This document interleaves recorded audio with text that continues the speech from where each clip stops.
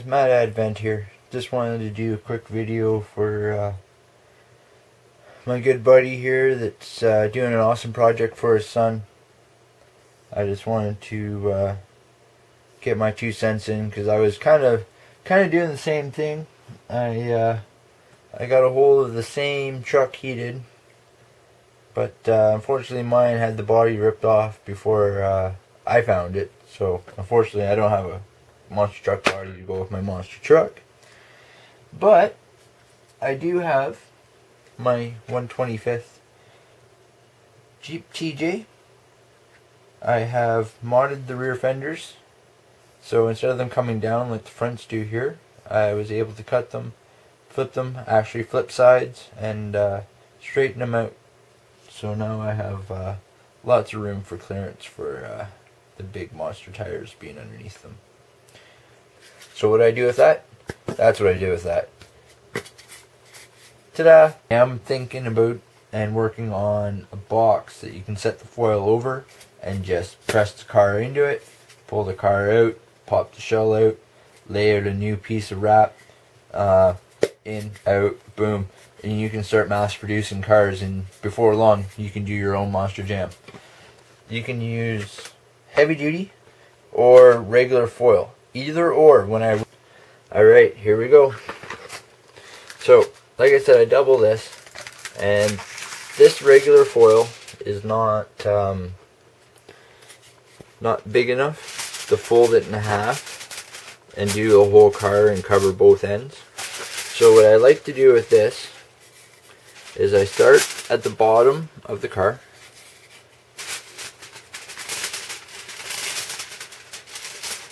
and I just kind of, oh, you're gonna fight me. Of course. Roll it up and over, and wherever it stops, just kind of kink the foil around it. You'll kind of see roughly where it is. You want twice that much. So, let's get the big roll out of the way here. So there's my fold, so I'm going to say somewhere around there. That's pretty close. It doesn't have to be perfect, people. You're going to crush it. Okay? If you want a nice clean looking car, like the car's not that old, keep it nice and pristine.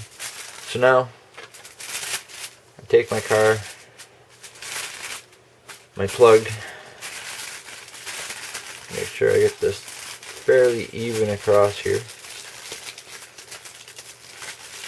Now the bed's kind of giving me, or the soft underneath here is kind of giving me a little bit of trouble.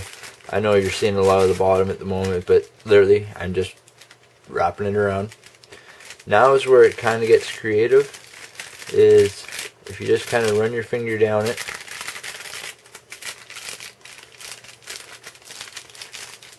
make sure I can kind of show you what I'm doing here. That is the back, I believe. Yes. So then after I get that down,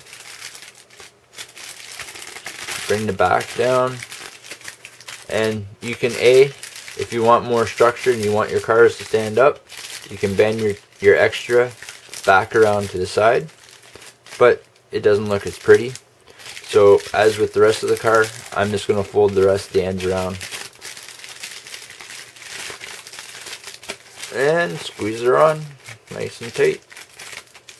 Now this is also moving around quite a bit on me because I'm doing it freehand. Normally I'd set this down on a table or on whatever I'm working on, but I am trying to do this freehand for you so you can kind of see what's going on. Now with the front, see how I have this little bit of extra here? What I like to do with it is roll it down along the front, what would be the windshield. And why I do that is it gives it a little bit more sturdiness here. And same with the back, because you'll kind of have that extra there too, but not as much. This is so when the truck hits it, it doesn't crush right away, and it gives you that realistic, like a car. It's got some support to it, even though this big massive truck, or in our case 24 scale sumo, is crushing and mashing the car.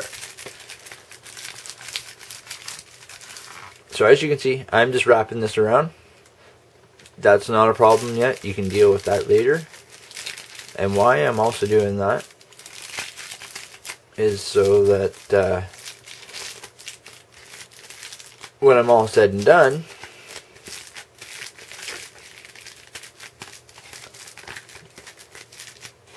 well, by George, wouldn't you know it? That kind of looks like a car to me. A little bit, if you can use your imagination. Now, at this point, if I was actually going to do this for a video or just for the real fun of it, I wouldn't leave these silver. I would actually go to the extent of grabbing a can of cheap spray paint, give them a quick blast, couple of colors, red, blue, orange, green, yellow, anything you'd find in a normal vehicle. But what I do with it now is I just shove this back and crumple it up to the edge. Hopefully everyone can kind of see what I got going on here. And you want to make sure that you don't wrap it around that edge. You want to make sure that you have it all the way back to the corner. And all I'm doing is just rolling the edges, squishing them together, trying to make it as thick as possible around the edge. Now, if this works the way I believe it should, I should be able to just squeeze this up just a little bit more than it is.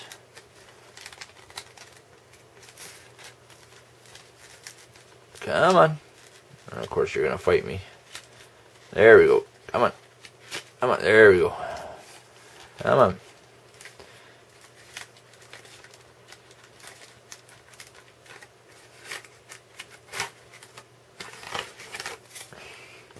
There's your plug out. Now if you really want, you can go back around your edges. Alright, you kind of get the idea now. So, kind of squeeze some of my dents out. So now, there you go. There's a foil card ready to be crushed. Is take about the exact same size piece that you used to make the wrap. So if you want to pre-cut all your sheets,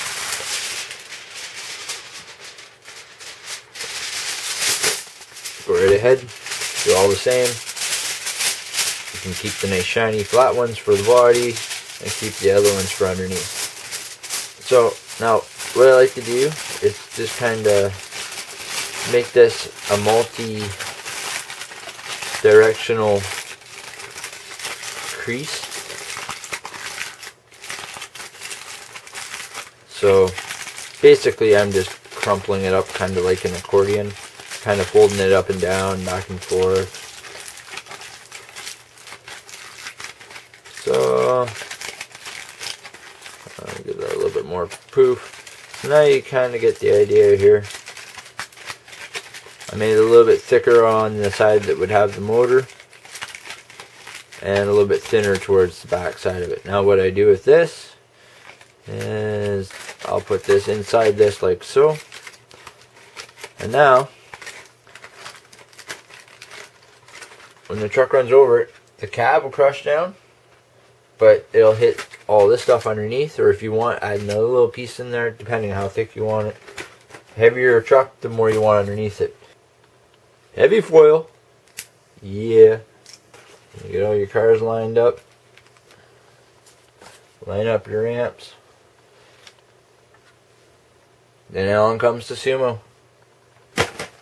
There you have it.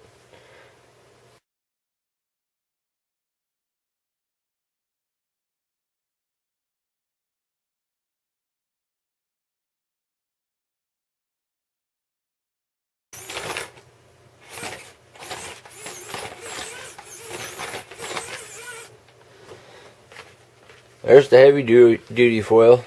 Yeah, that's the heavy duty foil, but nothing in it. This is the light one.